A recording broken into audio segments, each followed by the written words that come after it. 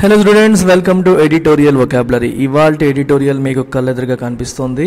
మనకి టైటిల్ చూసినప్పుడు optical relief అనే పదం కనిపిస్తుంది. Optical relief. రిలీఫ్ అంటే మనకు తెలుసు, రిలీఫ్ అంటే ఉపశమనం. ఏదన్నా కష్టం నుంచి, బాధ నుంచి, లేకపోతే ఒక నెగిటివ్ ఈవెంట్ నుంచి మనకు ఉపశమనం లభిస్తే మనం రిలీఫ్ వచ్చిందిరా అంటాం. చూడండి, ఏదైనా పెయిన్ వచ్చింది అనుకోండి, కొంచెం తగ్గింది అనుకోండి, అమ్మాయి పెయిన్ రిలీఫ్ ఇచ్చింది అంటాం కదా.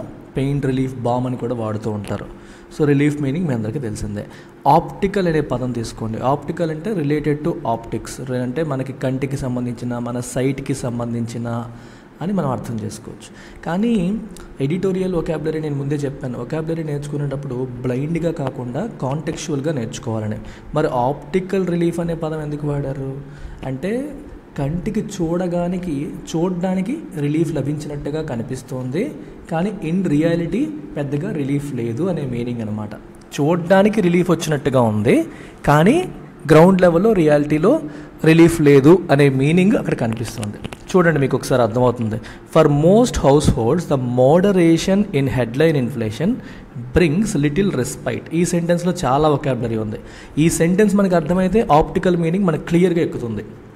మోడరేషన్ అనే పదం తీసుకోండి. ఇక్కడ మోడరేషన్ అనే పదానికి రెండు మీనింగ్స్ ఉన్నాయి. ఒకటి, ఏదన్నా రీజనబుల్ లిమిట్స్లో చేసుకోవడం, మోడరేట్గా అంటే మరీ ఎక్కువ కాకుండా, ఎక్సెస్ లేకుండా, అతి లేకుండా, మోడరేట్గా అనే సెన్స్లో ఒక మీనింగ్.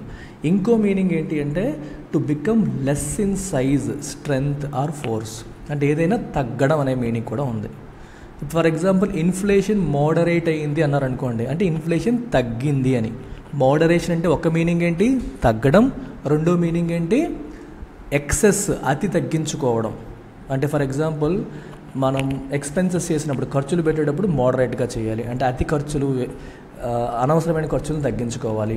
అలాంటప్పుడు కూడా మనం మోడరేషన్ పాటించాలంటారు. గౌతమ్ బుద్ధుడు చూడండి, అతి ఉండకూడదు, ఇటు అటు కాదు, మధ్య మార్గానికి వెళ్ళాలి, మోడరేషన్ ఉండాలి, అతి వెళ్ళకూడదని చెప్పి గౌతమ్ బుద్ధుడు కూడా చెప్తూ ఉంటారు. అలాంటి మీనింగ్ మోడరేషన్. ఈ కాంటెక్స్లో మాత్రం తగ్గడం అనే మీనింగ్ అనమాట. ఇన్ఫ్లేషన్లో తగ్గుదల ఏదైతే ఉందో అది it brings little respite. Respite అంటే మళ్ళీ రిలీఫ్ లాగే, అంటే relief from something negative event నుంచి మనకు వచ్చే రిలీఫ్ని, ఉపశమనాన్ని మనం రెస్పైట్ అని కూడా అంటాం. మధ్యలో లిటిల్ అనే పదాన్ని వాడారు. ఇక్కడ చాలా ఇంట్రెస్టింగ్ పాయింట్ మీకు చెప్పాలి. Little, a little, the little, ఈ మూడింటికి డిఫరెన్స్ చెప్తాను, చాలా జాగ్రత్తగా వినండి. ఎప్పుడైనా సరే when you see this expression a little అంటే కొంచెం అని. For example, I have a little amount of money left with me. I have a little amount of money left with me అంటే నా దగ్గర కొంచెం మనీ ఉంది అని. ఓకే, ద లిటిల్ అంటే అర్థం ఏంటంటే ఆ కొంచెం. జాగ్రత్తగా వినండి, నేను తెలుగులో చెప్తాను, మీకు బాగా గుర్తుంటుందని. ఆ కొంచెం అంటే మనం, ఫర్ ఎగ్జాంపుల్, ఒక వ్యక్తి ఉన్నాడు, ఇది ఏ, ఇది బి అనుకోండి. ఏ బికి ఏదో కొంత ఇచ్చాడు, మనీ కావచ్చు, లేకపోతే జ్యూస్ కావచ్చు, ఏదో ఒక వస్తువు కావచ్చు, ఇవ్వచ్చు. రెండో రోజు మాట్లాడుతూ, please give me the little money I gave you. నేను నీకు ఇచ్చిన కొంచెం మనీ ఏదైతే ఉందో ఆ మనీని తిరిగి ఇవ్వు. ద అనేది డెఫినెట్ ఆర్టికల్ ఎప్పుడు కూడా ఒక స్పెసిఫిక్ థింగ్ని రిఫర్ చేస్తుంది. When you say the little money I have అన్నాడు అనుకోండి, నా దగ్గర ఏదైతే కొంచెం మనీ ఉందో అది అని అర్థం. అంటే you are clearly pointing to something. అది నా జేబులో ఉన్నది కావచ్చు, నేను నీకు ఇచ్చింది కావచ్చు. అర్థమవుతుందా? ఒక పలానా అమౌంట్ అని మనం పాయింట్ చేసి చెప్తున్నాం. అలాంటప్పుడు ద లిటిల్ వాడతాం. ఈ రెండు లేకుండా, అంటే ఆర్టికల్స్ లేకుండా, ద లేకుండా లిటిల్ వాడారనుకోండి, దీని మీనింగ్ నన్ అని, నథింగ్ అని, లేదా ఆల్మోస్ట్ నథింగ్ అని, అంటే ఏమీ లేదు అనే మీనింగ్ వస్తుంది అనమాట. ఆల్మోస్ట్ నన్ అని లేదా ఆల్మోస్ట్ నథింగ్ అనే మీనింగ్ వస్తుంది. ఇక్కడ లిటిల్ రెస్పైట్ అంటే అర్థం ఏంటి, ఆల్మోస్ట్ నో రెస్పైట్. అంటే ఇన్ఫ్లేషన్లో వచ్చిన మోడరేషన్, అంటే ఇన్ఫ్లేషన్ కొంచెం తగ్గినప్పటికీ హౌస్ హోల్డ్స్కి అది ఏమీ పెద్ద ఉపశమనాన్ని ఇవ్వలేదు. ఏమీ పెద్ద ఉపశమనాన్ని ఇవ్వలేదు కాబట్టే మనకి నెంబర్స్లో తగ్గుదల అనేది కేవలం ఆప్టికల్ రిలీఫ్, అంటే చూడడానికి నెంబర్స్ తగ్గాయి, ఓ రిలీఫ్ వచ్చేసిందని అనిపించింది. కానీ గ్రౌండ్ లెవెల్లో హౌస్ హోల్డ్స్కి ఇన్ఫ్లేషన్ తగ్గడం వల్ల పెద్ద డిఫరెన్స్ వాళ్ళ లైఫ్లో ఏం మార్పు రాలేదు, వాళ్ళ కష్టాలు అలాగే ఉన్నాయి అనేది overall context of these two lines. అంటే కాంటెక్చువల్గా వొకాబులరీ నేర్చుకోవడం అంటే అర్థం అది. ఆప్టికల్ అనే డిక్షనరీలో చూసి రాసేసుకొని, రిలీఫ్ అంటే డిక్షనరీలో చూసి రాసేసుకొని కాకుండా కాంటెక్చువల్గా మనం నేర్చుకోవడం వల్ల ఏం తెలుస్తుందంటే రేపు పొద్దున్న రీడింగ్ కాంప్రహెన్షన్, మీరు బ్యాంక్ ఎగ్జామ్స్ కానీ, ఎస్ఎస్సి కానీ, క్యాట్ కానీ, జిఆర్ఈ కానీ ఏదైనా సరే రీడింగ్ కాంప్రహెన్షన్ చేసేటప్పుడు ఆ సిచ్యువేషన్లో ఆ పదాన్ని ఎలా ఉపయోగించారు అని ఆలోచించడం, మన బ్రెయిన్ ఆలోచించడం మొదలు పెడుతుంది.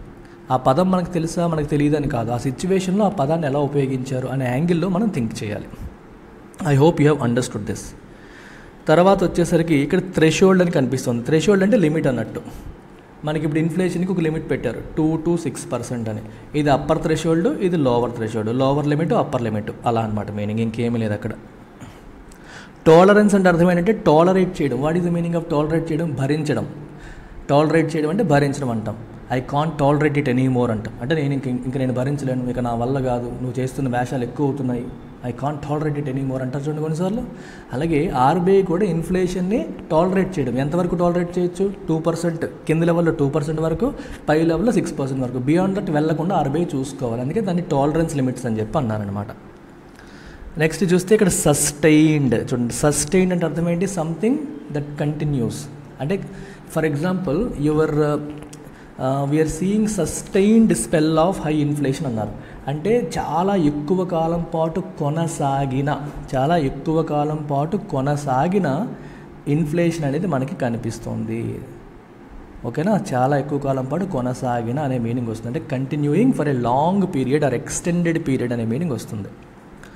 అండ్ ఇక్కడ ఎస్కలేటెడ్ అనే పదం చూసారా? ఎస్కలేట్ చేయడం అంటే ఒక సమస్యని పెద్దది చేయడం, లేదా ఒక సమస్య పెద్దది అవ్వడం. రెండు మీనింగ్స్. ఎస్కలేట్ చేయడాన్ని సాఫ్ట్వేర్ ఇండస్ట్రీలో కూడా వాడుతూ ఉంటారు. ఎలా వాడతారంటే, ఒక కింది లెవెల్ ఎంప్లాయీ సరిగ్గా పని చేయలేదనుకోండి, I will escalate it to your manager అంటారు. అంటే నీ మేనేజర్కి కంప్లైంట్ ఇస్తాను, ఇది ఇక్కడితో ఆగదు, పైకి వెళ్తుంది, సరిగ్గా పని చేయకపోతే నేను కంప్లైంట్ ఇస్తాను అనే మీనింగ్ వస్తుంది. అలాగే ఎస్కలేషన్ ఆఫ్ ఎ ప్రాబ్లం అన్నారనుకోండి, ప్రాబ్లం ఇంకా పెద్దదవ్వడం, సమస్య ఇంకా పెద్దదవ్వడం అనే మీనింగ్లో కూడా మనం ఎస్కలేట్ అనే పదాన్ని వాడతాం. సమస్య ఇంకా పెద్దది అవ్వడం, పెద్దది చెయ్యడం అనే, to become more intense, more serious అనే మీనింగ్లో ఎస్కలేట్ అనే పదాన్ని ఉపయోగిస్తారనమాట. కొంచెం మంచి డిఫికల్ట్ వర్డ్స్ని మీకు అలా ఎక్స్ప్లెయిన్ చేస్తారు. ఇంట్రెస్టింగ్ ఎక్స్ప్రెషన్స్ గట్రా వస్తూ ఉంటాయి, అవి మాత్రమే హైలైట్ చేస్తూ మనం నేర్చుకుందాం. మిగిలినదంతా కూడా మీరు ఈజీగా చదువుకోగలిగిన వర్డ్సే, ఇంకా పెద్దగా కష్టమైన పదాలు ఆ పారాగ్రాఫ్లో మరలే. ఇది చూడండి, విజావీజ్ అంటే ఇన్ రిలేషన్ టు. విజావీజ్ అంటే అర్థం ఏంటమ్మా? ఇన్ రిలేషన్ టు అని అర్థం అనమాట. విజావీజ్ అంటే ఇన్ రిలేషన్ టు అనే మీనింగ్ మనకి అక్కడ వస్తుంది. ఓకేనా? లేదా యాజ్ కంపేర్ టు, దాంతో కంపేర్ చేస్తే, ఇన్ రిలేషన్ టు, ఇలా రెండు మీనింగ్స్ మనకు వస్తుంది. It's a preposition. So RBI వాళ్ళు 6.5% అవుతుంది లాస్ట్ 1 yearలో ఇన్ఫ్లేషన్ అని చెప్పి ఎస్టిమేట్ చేస్తే, ఇన్ రియాలిటీ 6.66% వచ్చింది. అంటే ఆర్బీఐ ఎస్టిమేషన్తో కంపేర్ చేస్తే ఇన్ కంపారిజన్ విత్ అనొచ్చు అన్నమాట. యాజ్ కంపేర్డ్ విత్ అని అనొచ్చు, విజావిజ్ అని చెప్పి రాస్తారు. ఇక్కడ ఇంకో పదం చూడండి, శాంగ్విన్ అంటే ఆప్టిమిస్టిక్ అని, బీ పాజిటివ్ అబౌట్ సంథింగ్ అని. The central bank and government may now be sanguine about inflation. అంటే ఇన్ఫ్లేషన్ ఫ్యూచర్లో తక్కువలోనే ఉండబోతుంది అని వాళ్ళు ఆప్టిమిస్టిక్గా ఉండవచ్చుగాక. శాంగ్విన్ అంటే ఏంటమ్మా? బీయింగ్ ఆప్టిమిస్టిక్, రాబోయే రోజులు బాగుంటాయి అన్నట్టుగా ఇమాజిన్ చేయడాన్ని శాంగ్విన్ అంటాం, ఆప్టిమిస్టిక్ ఉండడం అంటాం. ఇక్కడ very interesting expression, is in no small measure. In no small measure అంటే మీనింగ్ ఏంటి అంటే, ఇన్ నో స్మాల్ మెజర్ అంటే వెరీ ఇంట్రెస్టింగ్. మనం ఇన్ నో స్మాల్ మెజర్ అంటే meaning to a great degree అని అర్థం, లేదా to a large extent, to a great degree, to a large extent, to a large extent. So to a large extent, to a great degree అంటే అర్థం ఏంటి అంటే, చాలా వరకు అది కారణం. ఫర్ ఎగ్జాంపుల్ మనకి యూ కెన్ సే ఇండియాలో అన్ఎంప్లాయ్మెంట్ అనేది బాగా పెరిగిపోవడానికి ఆర్టిఫిషియల్ ఇంటెలిజెన్స్ అనేది చాలా వరకు కారణం అని చెప్పారనుకోండి. ఎలా చెప్తాం మనం? Artificial intelligence is in no small measure the reason behind growing unemployment. Is in no small measure అంటే అర్థం ఏంటి? Is to a great degree, is to a large extent. అంటే ఆర్టిఫిషియల్ ఇంటెలిజెన్స్ వల్ల ఏమవుతుంది? ఆటోమేషన్ జరుగుతుంది, మనుషులు చేయాల్సిన పనులు రోబోలు చేసేస్తున్నాయి, సో ఉద్యోగాలు అనేవి తగ్గిపోతున్నాయి, దానివల్ల అన్ఎంప్లాయ్మెంట్ పెరుగుతుంది అనే సందర్భంలో మనం వాడచ్చు. So in no small measure అంటే to a great degree or to a large extent అంటే చాలా వరకు అదే కారణం అని చెప్పే సందర్భాల్లో దాన్ని మనం వాడతాం. సో ఇంకా కిందకి వెళ్దాము. ఇంకా టఫ్ వర్డ్స్ దీంట్లో ఎక్కడున్నాయి?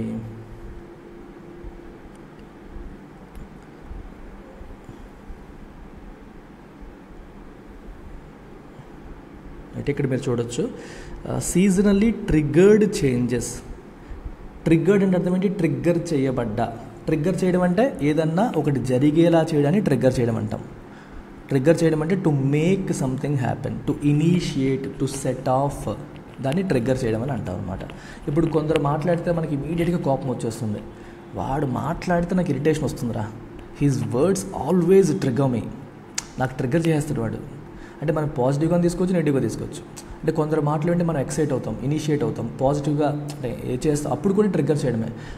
అప్పుడు triggers A positive reaction in you, లేదా ట్రిగ్గర్స్ అనాయన్స్ అంటే నీకు కోపాన్ని తప్పించడం.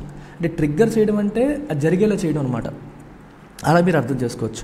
బ్యారింగ్ అంటే అవి కాకుండా, సీజనల్లీ ట్రిగ్గర్డ్ చేంజెస్ అంటే ఫర్ ఎగ్జాంపుల్ ఇన్ఫ్లేషన్ అంటే ద్రవ్యోల్బణం, ధరలు పెరగడం కదా. ఇన్ఫ్లేషన్లో మనకి మార్పులు వస్తూ ఉంటాయి. వాటిల్లో వెజిటబుల్ రేట్లు పెరగడం తగ్గడం వల్ల కూడా మనకి ఇన్ఫ్లేషన్ ధర మారుతుంది. వెజిటబుల్ రేట్స్ సీజనల్గా మారిపోతాయి. బాగా పంట పండే టైంలో తక్కువ ఉంటాయి, లేని టైంలో ఎక్కువ ఉంటాయి అనమాట. అందుకే సీజనల్లీ ట్రిగ్గర్డ్ చేంజెస్ అని చెప్పి రాశారు. అక్కడ అలా ఆ రకంగా రాయడం అనేది జరిగింది. నెక్స్ట్ ఇక్కడ మీరు చూస్తే స్పర్రింగ్ అని రాశారు. చూడండి, domestic factors are still spurring prices around 6%. Spur అంటే అర్థం ఏంటి? ట్రిగ్గర్ లాంటిది స్పర్ కూడా. స్పర్ అంటే టు ఎంకరేజ్. మనకి స్పర్ అంటే మీనింగ్ ఏంటి? టు ఎంకరేజ్ అన్నట్టు, అంటే ఏదో ఒకటి ఎక్కువగా ఉండేలాగా చేయడం అన్నట్టు మనం తీసుకోవచ్చు. అయితే ఈ సెన్స్లో అది కాదు కదా. అంటే ప్రైసెస్ 6% దగ్గర ఉండేలాగా, ప్రైసెస్ 6% దగ్గర ఇన్ఫ్లేషన్ ఎక్కువగా ఉండేలాగా ఈ డొమెస్టిక్ ఫ్యాక్టర్స్ అనేవి చేస్తున్నాయి అనే మీనింగ్ అక్కడ కనిపిస్తుంది. స్టిమ్యులేట్ అనే మీనింగ్. స్పర్ అంటే మనకి స్టిమ్యులేట్, అది జరిగేలా చేయడం. స్టిమ్యులేట్ అంటే జరిగేలా చేయడం అన్నట్టు మనం తీసుకోవచ్చు అనమాట. Okay, next precipitation. చూడండి ఇక్కడ ప్రెసిపిటేషన్ అంటే ఈ పర్టికులర్ కాంటెక్స్ట్లో మీనింగ్ వర్షం, రెయిన్ అనమాట. ప్రెసిపిటేషన్, రెయిన్కి ప్రెసిపిటేషన్ అని కూడా మనం అంటాం. అదే మనకి మంచు వాన కావచ్చు, నార్మల్ వాన కావచ్చు, దేనికైనా ప్రెసిపిటేషన్ అనే పదాన్ని మనం ఉపయోగించవచ్చు. ఇది చూడండి, very interesting expression, to let the God down. ఇది మీరు ఎలా అర్థం చేసుకోవాలి, ఎలా గుర్తుపెట్టుకోవడానికి మంచి ట్రిక్ చెప్తాను చూడండి. ఎప్పుడైనా సరే యుద్ధం జరిగింది అనుకోండి, యుద్ధం జరిగినప్పుడు పూర్వం రోజుల్లో ఇప్పుడు గంత కాదు, కత్తితోని వాటితోని యుద్ధాలు జరిగేటప్పుడు మనకి కుడి చేతితో కత్తి పట్టుకుంటాడు సైనికుడు, ఎడం చేతిలో గార్డు పట్టుకుంటాడు. గార్డు ఎందుకు? అది తను కాపాడడానికి. అంటే ఎదుటోడు కత్తితో పొడి చేస్తే గార్డుతో నువ్వు ఆపుకుంటావు. సో గార్డు ఎప్పుడు కూడా దించుతారా? సైనికులు దించరు. దించితే నేను కడుపులో పొడి చేసే అవకాశం ఉంది. అందుకని గాడ్ ఎప్పుడు కూడా పైకి ఎత్తి పట్టుకుంటారు. If you are letting the guard down, guard దించావంటే అర్థం ఏంటి? నువ్వు ఇంకా భయం లేకుండా, టెన్షన్ పడకుండా ఉన్నట్టు. అది రిస్క్ కదా, మరి అర్థమవుతుందా? భయపడుతూ ఉండడం వేరు, భయపడకుండా ఉండడం వేరు. సో గాడ్ దించావు అంటే which means you are relaxing, to relax అన్నట్టు. అండ్ స్టాప్ బీయింగ్, రిలాక్స్ అంటే పాజిటివ్గా కాదు, నెగిటివ్గా. స్టాప్ బీయింగ్ కేర్ఫుల్ అంటే కేర్ఫుల్గా ఉండకుండా, అంటే కేర్లెస్ అయిపోయినట్టు. అండ్ అలర్ట్గా, కేర్ఫుల్గా ఉండాల్సింది కేర్లెస్ అయిపోయి అలర్ట్గా లేకుండా అయిపోవడం అనమాట. లెట్టింగ్ ద గాడ్ డౌన్ అంటే అర్థం. అంటే ఇన్ఫ్లేషన్ పైన మనం చేస్తున్న పోరాటంలో we should not let the God down, అది దించకూడదు. అంటే పోరాటం అలర్ట్గా కంటిన్యూ చేయాలి అనేది అక్కడ మనకి కనిపిస్తున్న మీనింగ్ అనమాట. ఇక్కడ ఇంకొక పదం చూడండి, prop up. Even if propping up growth. Prop up అంటే సపోర్ట్. ప్రాపప్ అంటే ఏంటమ్మా? సపోర్ట్, టు గివ్ సపోర్ట్ అనే మీనింగ్ వస్తుంది. అంటే గ్రోత్ని సపోర్ట్ చేయడానికి గ్రోత్ని సపోర్ట్ చేయడం మీ ప్రయారిటీ అయినప్పటికీ ఇన్ఫ్లేషన్ పైన చేసే పోరాటంలో we should not let the God down, relax అవ్వకూడదు అనే మీనింగ్ అనమాట. ఇక్కడ హార్డ్లీ అనే పదం వాడారు చూసారా, స్క్వీజ్డ్ కన్జంప్షన్. కన్జంప్షన్ అంటే ఏంటి, మనం పెట్టే ఖర్చు.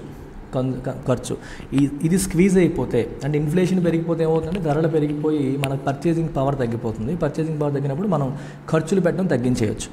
ఖర్చులు మనం పెట్టడం తగ్గించేస్తే is hardly going to inspire investment. అది ఇన్వెస్ట్మెంట్ని ఇన్స్పైర్ చేయదు.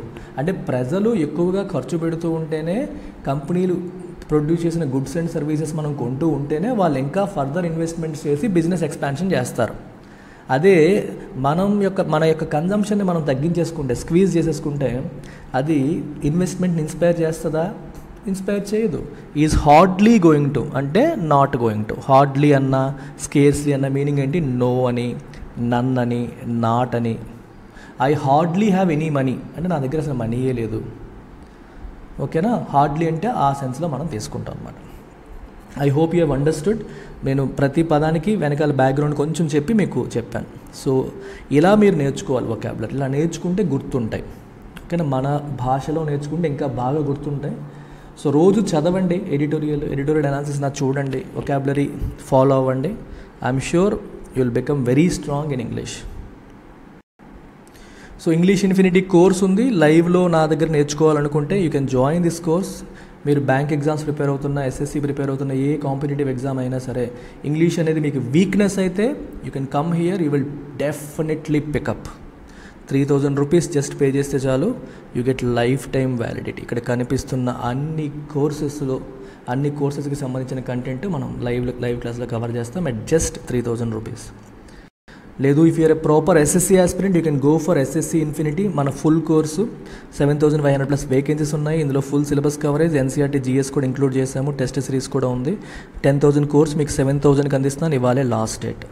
సో మెజారిటీ క్లాసెస్ నేనే హ్యాండిల్ చేస్తాను. You can join. Take care, bye.